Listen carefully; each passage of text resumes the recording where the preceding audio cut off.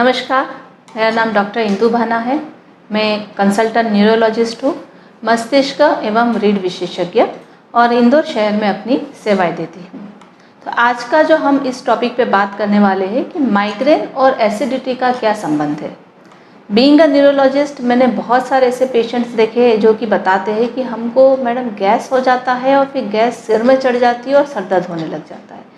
तो क्या वाकई एसिडिटी के कारण सर दर्द होता है या सर दर्द का कोई रिलेशनशिप है, ये आज हम एक आम भाषा में समझने की कोशिश करेंगे।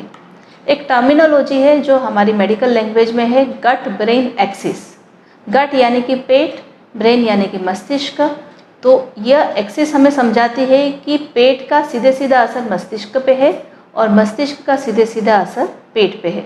यह माइग्रेन के मरीज में हम बहुत इजीली देखते हैं, समझते हैं। तो पहले समझते हैं गट ब्रेन एक्सिस क्या होता है।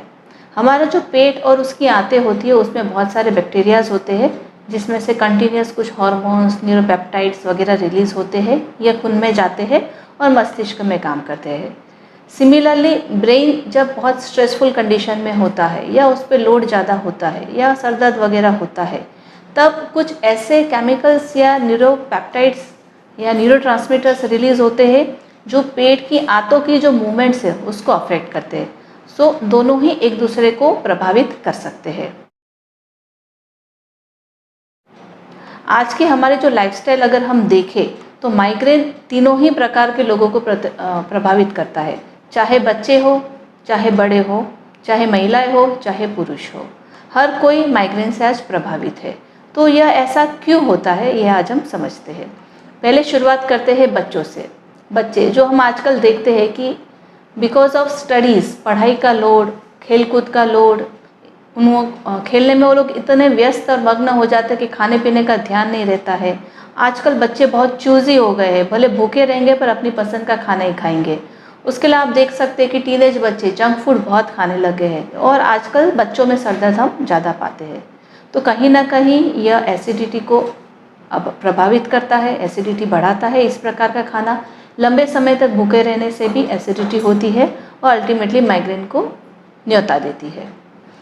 टीनेज की जब हम बात करते हैं तो टीनेज जो बच्चे होते हैं, जो अक्सर हम उन्हें कोई ना कोई कॉम्पिटिटिव एग्ज़ाम में या कोचिंग सेंटर में भेजते हैं। काफ़ी बच्चे हॉस्टल में रहते हैं जहाँ उन्हें खाने पीने का, उनके टाइमिंग का कोई शेड्यूल नहीं होता है। नाश्ता किया तो किया, नहीं किया तो नहीं किया। पढ़ाई के स्ट्रेस में, टेंशन में चाय पे चाय पी रहे हैं, खाना डिले हो रहा है, कोचिंग में घंटों तक पढ़ाई हो रही है, खाने का कोई होश नहीं है।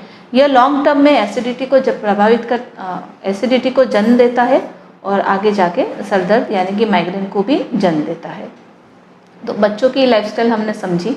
वैसे ही बड़ों की लाइफस्टाइल में यदि हम आते हैं तो लेडीज़ को अगर हम देखेंगे तो सबसे अव्यवस्थित लाइफस्टाइल यदि हम देखेंगे तो वो होगी हाउसवाइफ्स की। क्योंकि यह हाउसवाइफ होती है, उनको पूरे घर की टेंशन होती है, बच्चों की टेंशन होती है और अपनी स्वास्थ्य को, अपनी लाइफस्टाइल को सबसे लास्ट में रखती है। वे अक्सर व्रत उपवास करती है, सुबह कभी ब्रेकफास्ट नहीं लेते हैं। ज़्यादातर टाइम वो लंच वगैरह भी सारा काम ख़त्म होने के बाद ही करते हैं और लंच लेने के बाद क्योंकि सुबह से काम कर रहे होते हैं, थक जाते हैं, तो तुरंत रेस्ट करते हैं। सो एक उनका मेजर मील होता है जिसमें काफ़ी पेट भर के खाना खाते हैं और उसके बाद फिर इमीडिएटली रेस्ट ले लेते हैं। सो खाने के बाद उनको गैप नहीं मिलता है। सिमिलरली रेस्ट करने के बाद उनको शाम को भूख नहीं लगती है। रात का खाना भी लेट हो जाता है। काफ़ी बार हस्बैंड्स लेट आ रहे होते हैं, इस वजह से भी रात का खाना लेट हो जाता है और देर रात खाना खाने के बाद फिर वो तुरंत सोने चले जाते हैं। तो खाना खाने के बाद एक तो गैप नहीं रहता है और दूसरी जो प्रॉब्लम महिलाओं के साथ हम देखते हैं कि फास्टिंग पीरियड बहुत लंबा होता है। रात के भोजन के बाद वो ब्रेकफास्ट न करने के कारण सीधा 2 बजे 1 बजे खाना खाती है। तो ये फास्टिंग पीरियड बहुत लंबा होता है। जेंट्स में भी अगर हम समझें तो जेंट्स को आउटडोर एक्टिविटीज़ रहती है, फील्ड वर्क्स रहते हैं, स्ट्रेस काफ़ी रहता है, जॉब रिलेटेड इश्यूज़ रहते हैं। तो इन्हीं के चलते बाहर का खाना अक्सर उनको खाने में आता है। बाहर की चीज़ें, तली हुई चीज़ें अक्सर खाने में आ जाती है। चाय पे चाय, मीटिंग्स पे मीटिंग्स, चाय पे चाय उनकी चलती रहती है। खाना कभी छूट जाता है, कभी लेट होता है और एक जो शेड्यूल मेंटेन होना चाहिए वो जेंट्स का भी हम देखते हैं कि because of the stressful condition of life वो एक नियमित लाइफस्टाइल नहीं जी पाते हैं। तो कहीं ना कहीं ये चीज़ें आगे जाके एसिडिटी को जन्म देती है। खाना खाने के बाद तुरंत सोने से एक GERD नाम की कंडीशन होती है जिसमें एसिड जो होता है रिफ्लक्स होकर इसोफेगस में जाता है और यह कंडीशन को जन्म देती है और यह कहीं ना कहीं फिर आगे जाके सर दर्द से ही संबंधित होती है। जैसे कि हमने समझा कि एसिडिटी और माइग्रेन दोनों एक दूसरे से संबंधित है और यह वीडियो यदि आज आप देख रहे हैं तो कहीं ना कहीं आप भी माइग्रेन के सर दर्द से प्रभावित है। तो आप अपनी लाइफस्टाइल को देखें और समझें कि इससे हम माइग्रेन को कैसे ठीक कर सकते हैं। तो यदि माइग्रेन से कोई पीड़ित है तो उन्हें कुछ कुछ चीज़ों का ध्यान रखना होता है। पहला चीज़ आती है डाइट पे, कि हमें टाइम पे प्रॉपर डाइट लेनी बहुत ज़रूरी है। अब टाइम पे प्रॉपर डाइट का मतलब क्या होता है, तो कम से कम 3 मेजर मील दिन में 3 बार आपको भोजन अवश्य करना चाहिए। सुबह का ब्रेकफास्ट बहुत ज़रूरी है जो कि लेडीज़ अक्सर स्किप कर देती है। दोपहर का लंच और रात का डिनर, ये 3 मेजर मील बहुत ज़रूरी है। ब्रेकफास्ट को यदि हम समझें तो शब्द में ही उसका मतलब समझा हुआ है कि रात्रि भोजन हम करीब 7 से 8 के बीच कर लेते हैं। अब रात के 8 बजे से सुबह हम 6, 7 या 8 बजे अपना ब्रेकफास्ट लेते हैं, तो वो कंटिन्यूस 12 घंटे का जो हमारा फास्ट है, भूखे रहे हैं, उसको हमें कहीं ना कहीं तोड़ना है। तो यह ब्रेकफास्ट हमारे जीवन में बहुत इम्पोर्टेंट है। पहले के हमारे जो पूर्वज थे या फिर हमारे दादा वगैरह के बारे में आप याद करेंगे तो वो लोग कभी ब्रेकफास्ट नहीं करते थे, पर उनका जो फर्स्ट मील था, जो पहली रोटी सब्जी वो खाते थे, वही बहुत जल्दी 9-10 बजे वो लोग खाना खा लेते थे, जो कि हम लोग नहीं खाते। हमारा भोजन होता है 1 बजे 2 बजे। तो हमें इसलिए आज की जो हमारी प्रेजेंट लाइफस्टाइल है उसमें ब्रेकफास्ट करना आवश्यक है। सो एक ब्रेकफास्ट टाइम पे ले, दूसरा लंच टाइम पे ले, तीसरा डिनर टाइम पे ले। अब तीनों मील के बाद इमीडिएट रेस्ट नहीं करना है, कम से कम आधे से पौना घंटा आपको अपराइट पोस्चर में रहना है, यानी कि लेटना नहीं है। खाने में आपको क्या क्या ध्यान रखना है, खाने में फाइबर्स अधिक होने चाहिए, प्रोटीन कार्बोहाइड्रेट का बैलेंस होना चाहिए और ऑयली और स्पाइसी चीज़ें कम लेनी चाहिए। स्पाइसी चीज़ें पर्टिकुलरली क्योंकि कहीं ना कहीं वो एसिडिटी को जन्म देती है और इससे फिर सर दर्द प्रिसिपिटेट होते हैं। तो आपको अपने खाने में ये चीज़ों का ध्यान रखना है। उसके अलावा ऐसी चीज़ें जो कि आप खुद अपने लाइफस्टाइल में ऑब्जर्व करते हैं कि ये खाना खाने से मुझे सर दर्द होता है, जैसे कि चाइनीज़ फूड है जिसमें अजीनोमोटो होता है। अक्सर मरीज बताते हैं कि उस प्रकार का खाना खाने से उनको हेडेक्स होते हैं। तो आप भी अपने फूड की हैबिट को समझें, कौन सा खाना आपको सूट कर रहा है, कौन सा खाना सूट नहीं कर रहा है। छोले, चने, दाल बाटी, ऑयली चीज़ें, स्पाइसी चीज़ें, पनीर पकोड़े या वगैरह कोई सी भी चीज़ अगर आप देख रहे हैं कि आपको उसको खाने के बाद सर दर्द हो रहा है और ये बार बार रिपीट हो रहा है, तो वो भोजन आपके लिए नहीं है, उसे कम करें या अवॉइड करें। तो ये रही बात डाइट से। अब दूसरी बात आती है हमारी माइग्रेन को रोकने के लिए जीवन शैली में बदलाव, यानी कि लाइफस्टाइल में क्या बदलाव लाने की ज़रूरत है।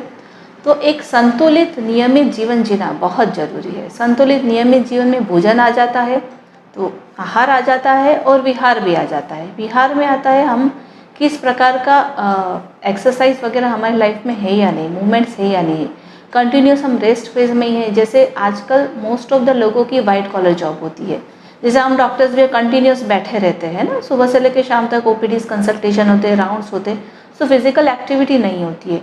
कम फिजिकल एक्टिविटी होने के कारण भी अगेन एसिडिटी की issues, gastro oesophageal reflex disorder बनने के इश्यूज़ और उससे रिलेटेड सर दर्द, माइग्रेन के इश्यूज़, सारी चीज़ें इंटरकनेक्टेड है।